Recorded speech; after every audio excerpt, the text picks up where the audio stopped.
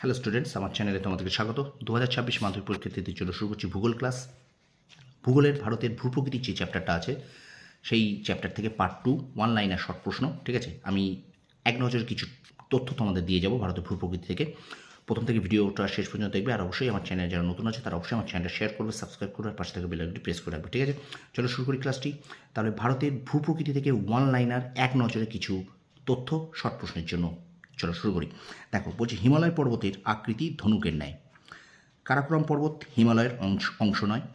কারাকোরামের Godwin Austen বা কেটু ভারতের উচ্চতম শৃঙ্গ। প্রশ্ন আসতেই পারে যে ভারতের উচ্চতম শৃঙ্গের নাম কি? উত্তর হয়ে যাবে কিন্তু কেটু ভারতের উচ্চতম শৃঙ্গ বা গডউইন অস্টিন। কারাকোরামের সিয়াচেন ভারতের দীর্ঘতম হিমবাহ। এখান থেকে প্রশ্ন আসতে পারে ভারতের দীর্ঘতম হিমবাহের নাম কি? সিয়াচেন। তারপরে কারাকোরামের অপর নাম কৃষ্ণগিরি। কোন পর্বতের অপর নাম বা কোন পর্বতশ্রেণীর অপর নাম কৃষ্ণগিরি না কারাকোরাম পর্বতশ্রেণীর? লাদাখ ভারতের উচ্চতম মালভূমি এবং এটি পর্বত বেষ্টিত মালভূমি। প্রশ্ন করতে পারে লাদাখ ভারতের একটি ড্যাশ মালভূমি, অর্থাৎ পর্বত বেষ্টিত মালভূমি, এখানে শূন্যস্থান দিতেই পারে। খারদুংলা লাদাখের বিখ্যাত গিরিপথ। তারপর দেখো প্যাংগং ও সোমোরারি লাদাখের বিখ্যাত লবণাক্ত হ্রদ। তারপর দেখো হিমালয়ের পশ্চিম সীমানা হলো নাঙ্গা পর্বত। কাশ্মীর উপত্যকা ভূস্বর্গ নামে পরিচিত। প্রশ্ন আসতে পারে ভূস্বর্গ নামে কোনটি কী পরিচিত না কাশ্মীর উপত্যকা ভূস্বর্গ নামে পরিচিত। কারেওয়া হলো কাশ্মীর উপত্যকার মৃত্তিকা ও ধাপযুক্ত ভূমি। তাহলে কাশ্মীর উপত্যকার মৃত্তিকা কী নামে পরিচিত? কারেওয়া নামে পরিচিত। বা প্রশ্ন আসতে পারে কারেওয়া মৃত্তিকা কোথায় দেখা যায়? তখন উত্তর হয়ে যাবে কাশ্মীর উপত্যকায় দেখা যায়। কারেওয়া মাটিতে জাফরান চাষ হয়। প্রশ্ন আসতে পারে কারেওয়া মাটিতে কী চাষ হয়? জাফরান চাষ হয়। বা জাফরান চাষ কোন মাটিতে হয়? কারেওয়া মাটিতে হয়। তারপরে উলার ও ডাল কাশ্মীর উপত্যকার মিঠা জলের হ্রদ। প্রশ্ন আসতে পারে যে উলার হ্রদ কোথায় দেখা যায়? কাশ্মীর উপত্যকায় দেখা যায়। স্টুডেন্টস, ভিডিওটা ভালো লাগলে অবশ্যই আমার চ্যানেল শেয়ার করবে, সাবস্ক্রাইব করে পাশে থেকে বেল আইকনটি প্রেস করে রাখবে। কুলু কাংড়া স্পিতি হিমাচলের বিখ্যাত উপত্যকা। তাহলে কুলু কাংড়া স্পিতি হিমাচলের বিখ্যাত উপত্যকা। তারপর দেখো উত্তর থেকে দক্ষিণে হিমালয়ের 4টি ভাগের মধ্যে হিমাদ্রি সর্বোচ্চ এবং শিবালিক অন্যতম। প্রশ্ন আসতেই পারে যে হিমালয়ের সবথেকে সর্বোচ্চ অংশ কোনটি? হিমাদ্রি। আর হিমালয় আর যদি প্রশ্ন পড়ে যে হিমালয়ের সবথেকে নবীনতম অংশ কোনটি, সেটা হয়ে যাবে কিন্তু শিবালিক। এটা কিন্তু ভীষণ গুরুত্বপূর্ণ, তোমরা একটু ভালো করে লক্ষ্য করো। শিবালিক ও হিমাচল হিমালয় মাঝে শিবালিক ও হিমাচল হিমালয়ের মাঝে রয়েছে দুন উপত্যকা। দেরাদুন বৃহত্তম দুন উপত্যকা। অসংখ্য সুউচ্চ গিরিশৃঙ্গের জন্য কুমায়ুন হিমালয় বিখ্যাত। কুমায়ুন হিমালয়ের ডুংরি লা বা মানা ভারতের উচ্চতম গিরিপথ। ভারতের উচ্চতম গিরিপথ কি না? মানা বা ডুংরিলা। তারপর দেখো তাল হলো হিমালয়ের হ্রদ, যেমন নৈনিতাল। সিকিম হিমালয়ের কাঞ্চনজঙ্ঘা ভারতে অবস্থিত হিমালয়ের সর্বোচ্চ। তাহলে ভারতে অবস্থিত হিমালয়ের সর্বোচ্চ শৃঙ্গ কোনটি না? ভারতে অবস্থিত হিমালয়ের সর্বোচ্চ শৃঙ্গ কিন্তু কাঞ্চনজঙ্ঘা।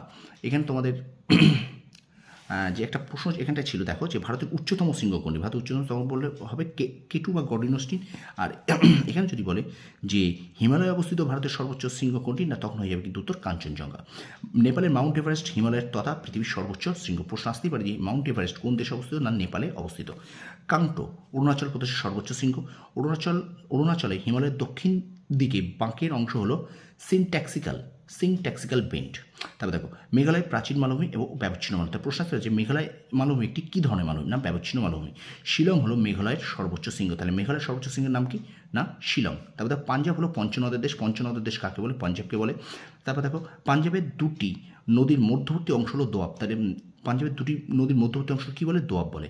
পাঞ্জাবের নবীন পলিমাটিকে কী বলে? বেট বলে। প্রাচীন পলিমাটিকে ধায়া বলে। এগুলো শর্ট কোশ্চেন বা তোমাদের কিন্তু শুদ্ধ অশুদ্ধ বা শূন্যস্থানে কিন্তু এইগুলো আসতে পারে, এই ধরনের প্রশ্ন আসতে পারে। তাহলে পাঞ্জাবের নবীনতম পলিমাটিকে কী বলে? বেট বলে। আর প্রাচীনতম পলিমাটিকে কী বলে? ধায়া বলে। এবং শেষ তথ্যটা দেখো উচ্চগঙ্গা সমভূমির পাদদেশে নুড়ি বালি গঠিত অনুর্বর অংশ ভাবর, প্রাচীন পলিমাটি অঞ্চল ভাঙার এবং নবীন পলিমাটি অঞ্চল খাদার নামে পরিচিত। ঠিক আছে, তো স্টুডেন্টস, এই ছিল ভারতের ভূপ্রকৃতি থেকে অনলাইনের কিছু তথ্য এক নজরে আমি তোমাদের সামনে তুলে ধরলাম। কারণ এখান থেকে কিন্তু তোমরা এই উত্তরগুলো যদি ভালো করে এইগুলো দেখে যাও, এখান থেকে কিন্তু তোমরা শর্ট প্রশ্ন অবশ্যই পেতে পারো। আমি বলবো না এখান থেকে কমন আসবে, তবে একটা কথা বলতে পারি, শর্ট প্রশ্ন কিন্তু কোনো সাজেশন হয় না, শর্ট প্রশ্ন কিন্তু কমন পাওয়া যায় না। শর্ট প্রশ্ন যে যত বেশি করে যেতে পারবে, যে যত টেক্সটটা খুব ভালো করে পড়তে পারবে, তবে হ্যাঁ এগুলো কিন্তু খুব গুরুত্বপূর্ণ।